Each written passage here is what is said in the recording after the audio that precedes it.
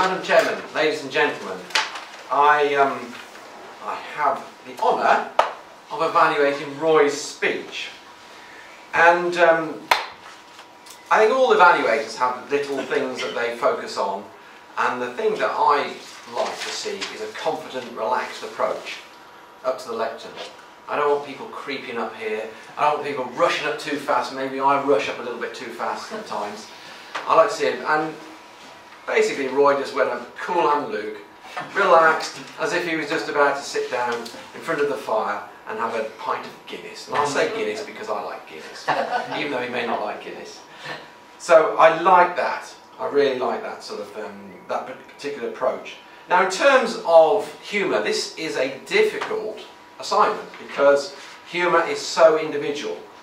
So I've decided to do a slightly different approach, and so and I'm okay because I know Roy a little bit, and I've been around, I've seen quite a few of his speeches, and I've been to quite a few club evenings, so I know a little about his personality. So I'm going to base this on Roy as an individual and his style of humour. Now, Roy is not the comedic type. He's not like a David Allen. He's not like the Little Britain types will have you roaring laughter. It's more a subtle type of humour.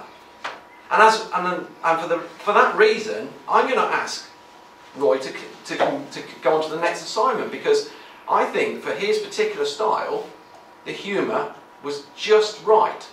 Because he is quite a serious person, but he does have little smackets of humour here and there. You could be sitting around with Roy and then suddenly he'll come out with something and you think, where did that come from? And that was exactly how I felt the speech was. Now, it wasn't, in terms of speech construction, it wasn't really so much a beginning, middle and end, because it was more a narrative. Now, we're not really, there was a like bit of mystery about it, because we weren't really sure whether Roy was one of these four little boys. Whether he'll tell us, I don't know. But I related to the story particularly because I remember going to the headmaster's office very frequently for doing mischievous things. But in my school, we used to get it on the back side, not on the hand. So that was even more painful. But I could relate to that straight away, and I thought it was a very appropriate method, because a lot of people couldn't remember their school days. Use of notes, obviously, there wasn't use of notes. He immediately, confidently moved the lectern to one side and gave the speech as if it, and he knew exactly what he was saying. I listened to the members of the audience, and I heard everybody. I heard little giggles and little things, so that was a good thing as well. In terms of where he could perhaps improve, I think sometimes he does this a little bit too much with his gestures.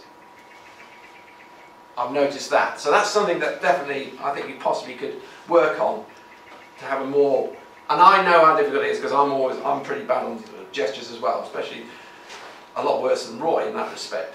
In terms of audience rapport, which is obviously the next assignment, everybody was relaxed, he was relating to the audience, people were engaged with what he said. The opening was a very arresting opening. He asked a question, but it was a kind of a rhetorical type question, and he was talking about failure, but the audience was laughing, and that was the thing that did it for me as such. Did I enjoy the narrative? Yes, absolutely, because I could relate to the story. In terms of delivery, I could hear it very clearly. There was good eye contact. He was going from one side to the other. His stance was very upright and everything.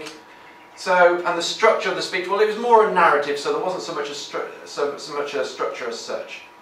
So I would say yes, definitely go on, and I enjoyed the speech, and I look forward to hearing your next assignment, which is audience report.